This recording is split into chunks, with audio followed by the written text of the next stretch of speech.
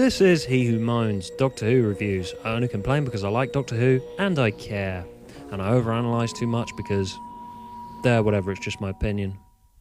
Bigfinish was starting to notice a harsh incline in their listenership since Doctor Who got rebooted, so they jettisoned the massive expansive storylines, at least for the 8th Doctor. The monthly series has stayed decisively grandiose, much to my tongue baths, but they swapped it in favour of the New Who style of short, snappy 45-minute, occasionally 2-part self-contained stories, with a companion character with a distinctive accent, and they cultivated a bit more of an appeal to younger demographics, and for the most part had a very upbeat tone. And it works. It really, really works. I like how they've managed to mix their usual style with New Who's in a way that Bigfinish's core audience of pretentious bastards like myself, who have a tendency to complain about New Who quite a lot, and people who are massively into the Russell era, could both find some common ground over. Because given how fraught relations can be between different ends of the fandom, we fucking need something to be able to call common ground, and I think the EDAs are it. Though it was consciously a more progressive change, most of the releases that I talked about in my last one of these wouldn't look that out of place in the new series. There was a noticeable effort to try and dig themselves out of the ocean of canon that Bigfinish had submerged themselves in for some time, because clearly someone high up realised that marketing something like Zagreus to someone who's only ever watched 2 seasons of New Who before would be a fucking stupid idea.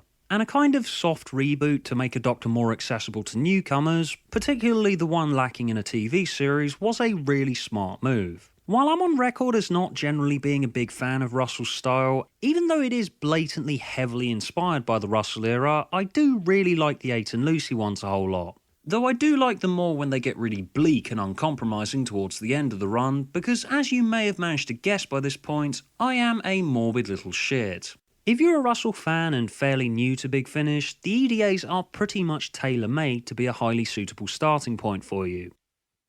Though if you do take that advice, prepare to say goodbye to your money. Fucking Christ, that price tag kills me. As New Who did, they spend a while weaving their own universe of continuity to make stories out of, as well as patching in bits of old Who continuity, but incorporating it in a way that you can enjoy if you were unfamiliar with said bits of old Who. I probably will end up spoiling these ones a lot more than the Charlie era, as lots of single stories are reliant on stuff they introduced several episodes earlier as a means of getting you to listen to the whole lot. They are cheaper to buy as subscription packages, so you probably will end up listening to all of it if you do listen at all. If you inherited a small kingdom recently and have some doubloons going spare, yeah, lots of people who don't have a lot of disposable income will probably be priced out at this point. They do put them on offer occasionally though, so I'd advise you keep an eye on the site for that one. Fortunately, it was also broadcast on BBC Radio 7 quite a lot, so I did hear most of them when they first came out, but I didn't manage to complete my collection until mid last year. The mainstay companion is Lucy Miller, played by Sheridan Smith, who'd been a staple of TV shows that I really didn't like for a while, but I found she really excels here. I didn't really expect to like Lucy as much as I did, given I'm one of those people who really wasn't a fan of Rose, and noted the obvious New Who influences immediately, but I found Lucy was a great replacement for Charlie. She's very active in unravelling mysteries, she's an independent and inquisitive grown-up, loves travelling, and knows when the Doctor needs to be told to shut up. I'd say she's more like Donna than Rose in the end, and given how much I bang on about how Donna is probably the best thing about New Who, that's about as high a compliment as I can give. Thanks to this series, Sheridan Smith has managed to make me totally forget how much I fucking hated 2 pints of lager and a packet of crisps back in the day. And it desperately needed forgetting.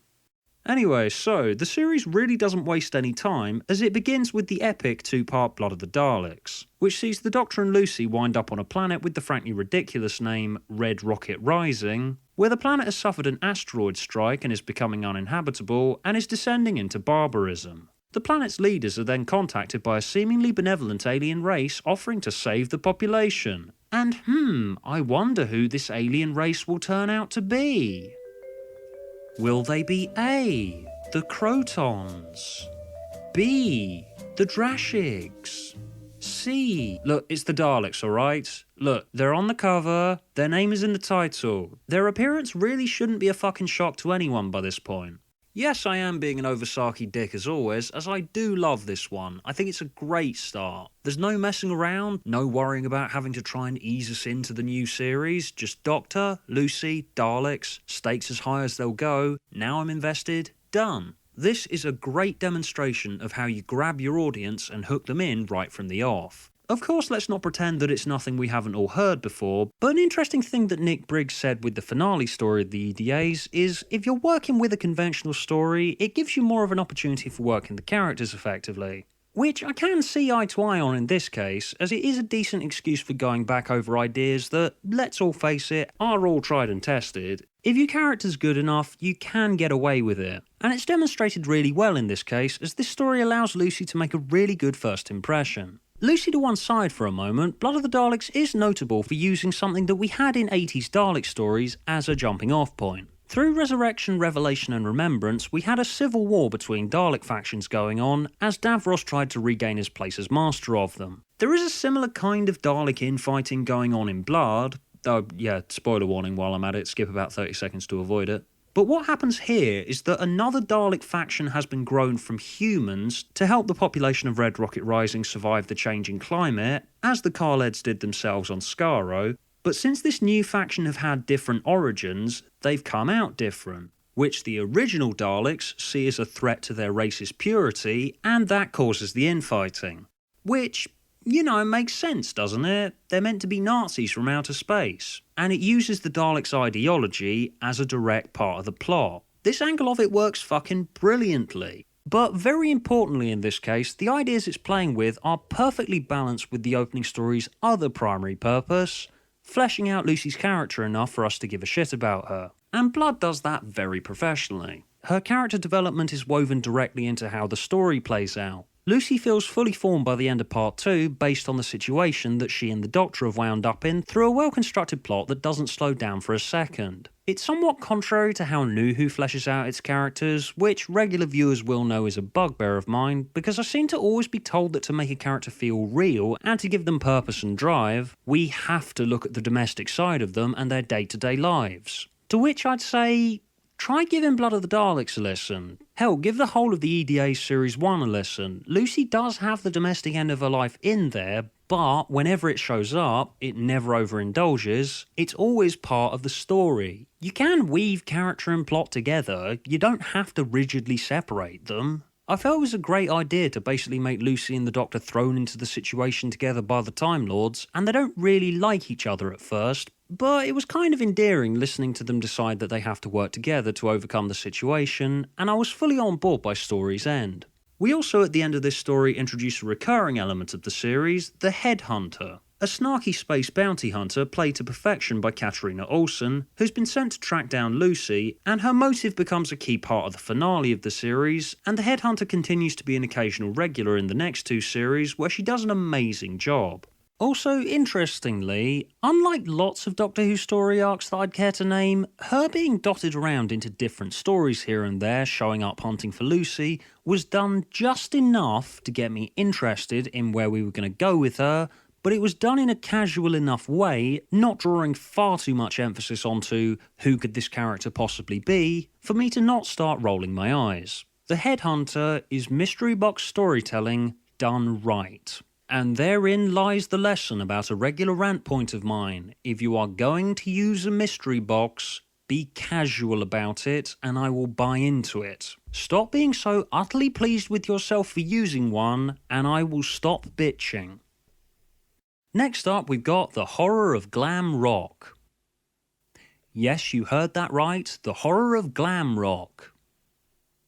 Oh Christ, resisting an obvious tasteless joke is so difficult. Oh God, dying inside.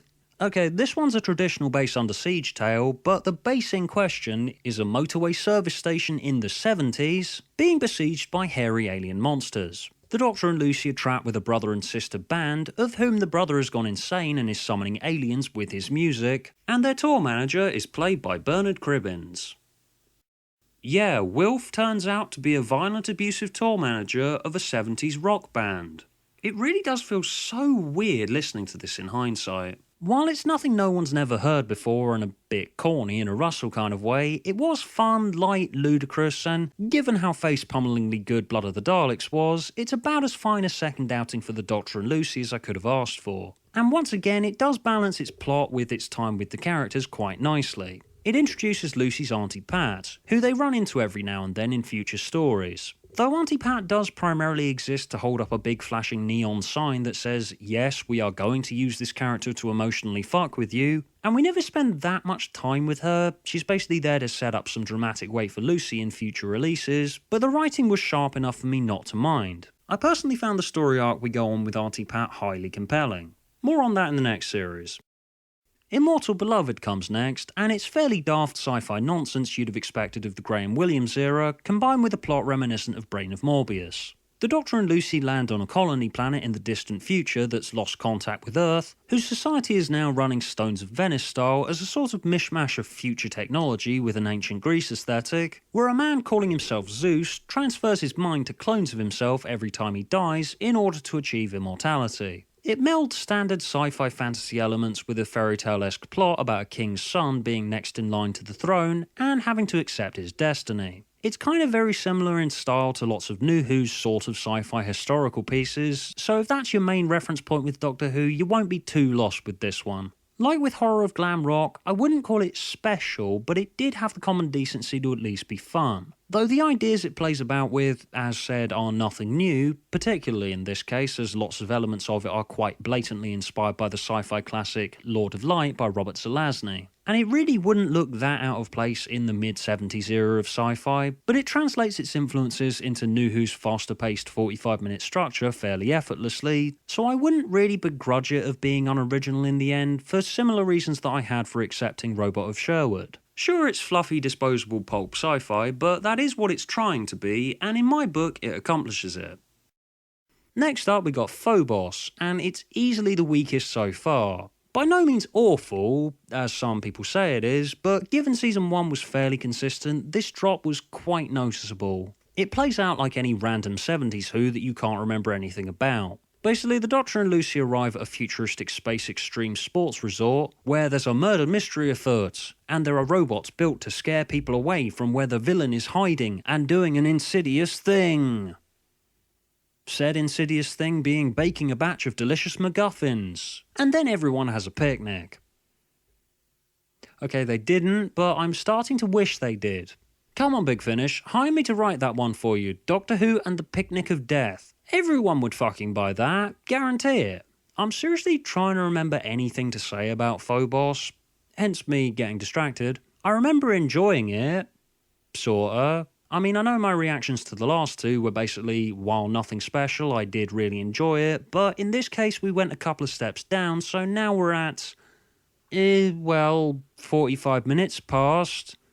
Those were 45 minutes that hadn't passed before. I'd be surprised if Phobos made you angry, but I'd also be surprised if it becomes one of your favourites. I guess that's another thing that the EDAs inherit from New Who. When good, it can be face-meltingly good, but when mediocre, it can leave you kind of frustrated with just how extreme your apathy is for it. I call it the Steve Thompson effect. No More Lies is up next, and while I respect it, I wasn't really that into this one either. Some people really like it, and I do see why, as it's a solid little character-focused script, but the fact it takes pretty much the entire first half of the episode to actually get to the central premise, and then when we do get there, it doesn't do much with that central premise, it kinda made it fall a bit flat for me. Although I must mention that it does have fucking space pterodactyls in it again, which is always notable. But a lot of No More Lies kind of felt like just sort of milling about, waiting for much in the way of incident for the bulk of the runtime. It's a decent little premise about an alien that the Doctor and Charlie are hunting, escaping and building a normal life on Earth, holding a garden party which is caught in a time loop, in order to hold off his enemies arriving, in order to sustain his new existence. It's fairly well executed when it gets started, but as said, it took its bloody time. And yeah, this one's less about story and more about character. I do appreciate it on that level, but pretty much the entire first half of the episode makes a point of skirting around explaining itself, and when it finally does, a lot of it just sort of feels like milling about waiting for the space pterodactyls to show up. And Yeah, maybe part of my reaction to it is probably because I'd heard what the next one was about and was really interested to hear it, and saw No More Lies More as a hump to get over. I probably should have listened to this one again, come to think of it, to see if I was missing anything. But if you expected professionalism from a He Who Moans video, I would seriously like to know just what the hell you're smoking, and politely request that you give me some, because it seriously must be some fucking good shit. Human Resources finishes up the series, another two-parter, and guess what it is, guys? An interesting Cybermen story. I know, rare, aren't they? But guess what Eddie Robson did? He thought, well, what's the most mindless, nondescript thing imaginable? Cybermen and dull office admin. So the Doctor and Lucy wind up in a bizarre office complex where people say really bland things that you'd expect to hear in offices. You know, filing, paperwork, software, logins, office intranet, planning meetings, quarterly reports. Uh-oh. Sounds like somebody's got a case of the Mundus. But it's got tiny hints in there that what they're planning is a raid on an alien base. The Doctor is hired as an executive and is invited into planning meetings, and they start talking about robots and bombing runs by way of utterly meaningless rancid buzzwords. And it really is just hilarious. This really is Doctor Who for indignant little Chris Morris fans like myself. The way that Human Resources structured its setup and reveals stretched across part 1 and into part 2 managed to keep me guessing every step of the way, even though from that premise you'd think all of their reveals would be obvious, but they really weren't. Overall, it's a unique, quirky and interesting story with a really nice build to a great payoff. It's brilliantly paced and full of interesting ideas, and is easily my favourite Cybermen story from Bigfinish after Spare Parts. And Katarina Olsen in particular fucking nails the headhunter in this one, and her role in the series building up towards the finale felt fully justified. The scene sometime near the end between the headhunter Lucy and the Doctor, following up on Lucy and the Doctor being stuck together by the Time Lords from the beginning of the series for elusive reasons, was the perfect end to a pretty solid opening year. Even if you're not planning on splashing out for the full series, I do highly recommend this one. Although, yes, it is just under 2 hours, just like the monthly series plays, which are $14.99, but this one is split into 2 separate releases, which are $10.99 each. Bigfinish, you know how much I love you guys, but yeah, I'm just saying, this equation looks kind of weird on our end. So yeah, that was the 8th Doctor Adventures Series 1, and while it's not perfect, I think an apt description of this new style, via an overtly crass and disgusting metaphor, is basically New Who, but given an enema to remove the usual shit that I harp on at it for all the fucking time. As said, it's incredibly expensive, but ultimately I had a lot of fun with it, and New Who fans and old Who snobs alike will probably find very little to object to.